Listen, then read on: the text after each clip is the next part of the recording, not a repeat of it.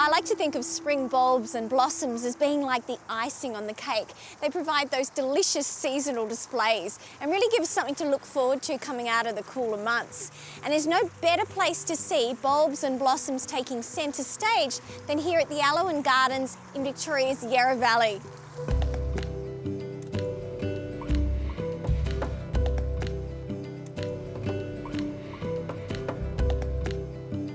So John, how do you feel when you see those bulbs first poke their way through the soil?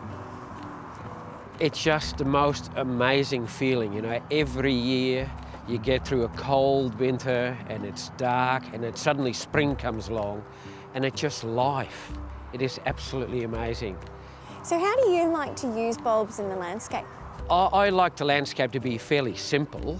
Quite a lot of daffodils. You can pick your colours. You can accentuate a particular spot by using a particular colour. So we use quite a bit of Dutch iris at times because of the beautiful, vibrant blues. And so we also use tulips. I've never been super successful with tulips, but it's still worth trying. And some of the colours in that are just fantastic, and the really vibrant reds. And then you go into all of the trees that come into flower after that. So flowering trees are obviously a really big part of the landscape here in spring. What are some of your favourites? You would have to go for the Melis floribunda. It is just magical.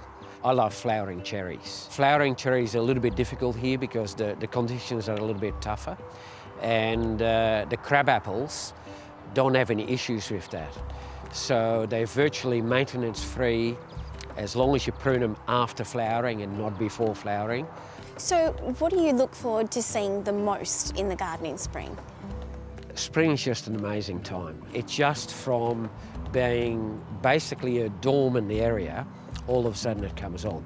It starts with when the wattles come into flower, and then the bulbs follow, and then this whole range, and it doesn't matter if they are deciduous or indigenous, and that's where bulbs just help to lift that colour and give it that extra little bit of atmosphere that accentuates all the beauty that's already there. Just makes it all worthwhile.